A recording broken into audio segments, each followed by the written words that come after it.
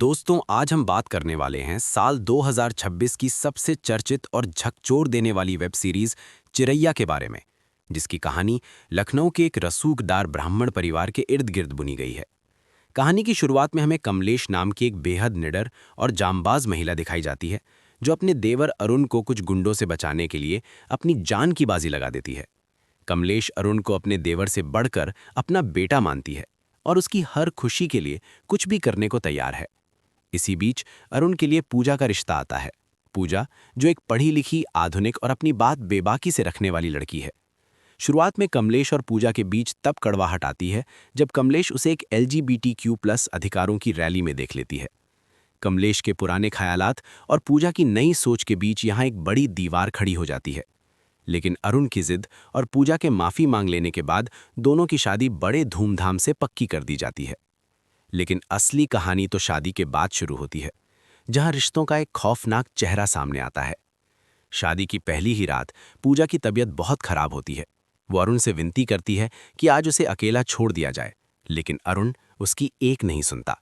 वो जबरदस्ती करते हुए कहता है कि पति होने के नाते ये उसका कानूनी और सामाजिक हक है।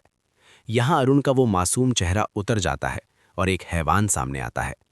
पूजा पूरी तरह टूट जाती है और जब वो मदद के लिए अपने मायके भागती है तो उसे अपनी ही मां से ये सुनकर गहरा सदमा लगता है कि पति पत्नी के बीच ये सब तो सामान्य है, तुम्हें सहना पड़ेगा।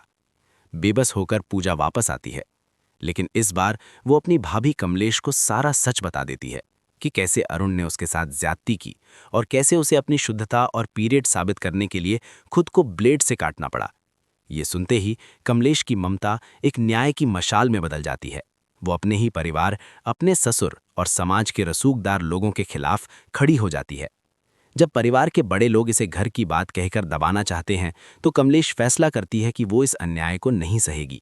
वो पूजा को लेकर घर छोड़ देती है और अपने ही देवर अरुण के खिलाफ कानूनी मोर्चा खोल देती है।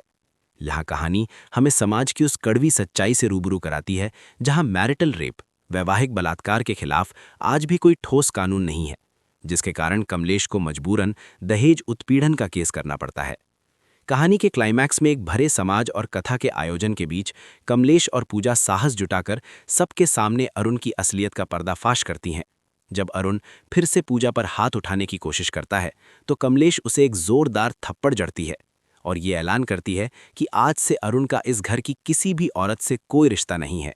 न वो किसी रस्म में शामिल होगा और न ही किसी महिला को हाथ लगा पाएगा।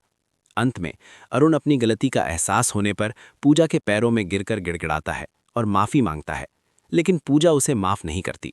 वो बहुत साफ शब्दों में कहती है कि सिर्फ सॉरी बोल देने से घाव नहीं भरते और वो उस दिन का इंतजार करेगी जब इस देश का कानून वैवाहिक बलात्कार को एक जुर्म मानेगा।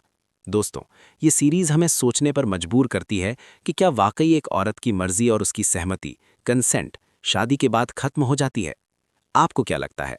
क्या पूजा ने अरुण को माफ न करके सही किया? अपनी राय कमेंट्स में जरूर बताएं।